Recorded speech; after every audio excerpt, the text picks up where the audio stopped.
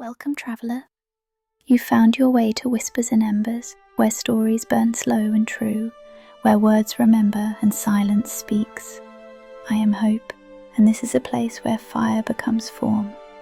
Let's begin. Borrowed Clothing by Andreas Constantino. He didn't notice the scent at first. It came softly, like the hush of a distant song, like memory testing the air before it speaks. Not perfume, not cologne. Older than that, earthier. The smell of rain on dry ground, printer ink and dried lavender, fresh laundry on cracked windowsills, the chemical tang of cheap dorm detergent, coffee that had been sitting too long, sandalwood soap from a roommate's drawer. He froze. He hadn't smelled that exact blend in years, not since the apartment above the corner store, 2 floors of paint-stained chaos and secondhand furniture, where every wall had a story and every morning arrived like a blank page waiting to be written. Then the elevator doors slid open, and he blinked into the corridor of his current life. Neutral carpet, framed stock photos of bridges, his name on a frosted glass door in Helvetica, area manager. The scent vanished. He stood there a moment, then turned, stepped back inside the elevator, and pressed the button for the lobby. Outside, autumn clung to cypress like a memory unwilling to fade. The sun was warm, the air honest.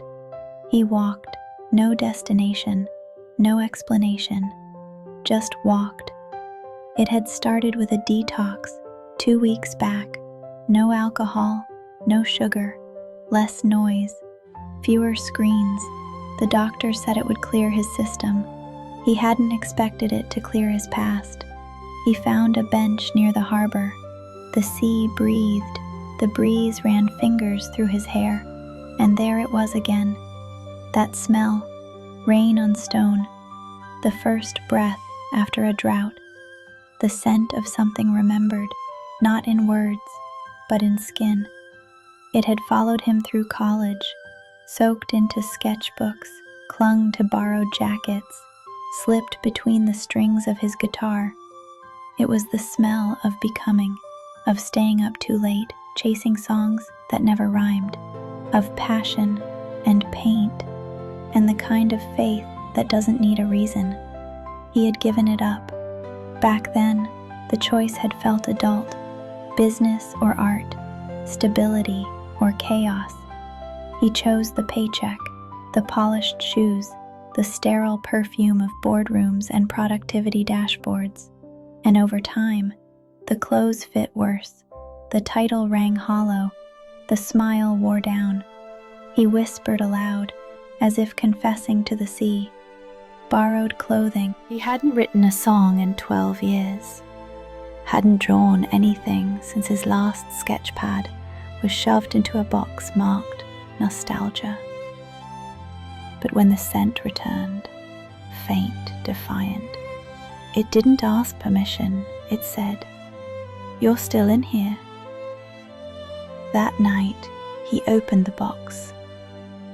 Inside, receipts, cables, lyrics scrawled on diner napkins, a Polaroid, him and Jen, arms around each other, paint on their hands, laughing like time couldn't touch them. He didn't cry. He inhaled. The next morning, he typed his resignation. No drama, no bitterness, just truth. His boss stared at him. "You sure?" He nodded. "It doesn't fit anymore." He wasn't talking about the job. He meant the whole damn costume. He walked home slowly. The streets had color again. The wind, texture. The light, warmth. At home, he brewed coffee the way he used to. Strong, honest, no creamer. He opened his guitar case. The strings were dusty, but when he strummed, oh love, the sound was still sweet. And as the scent returned once more, quiet but certain, he smiled, because this time the clothes were his. Thank you for walking the embered path with us. If this flame touched you, like, subscribe, and pass it to another soul in need of light. Until next time, stay close, love.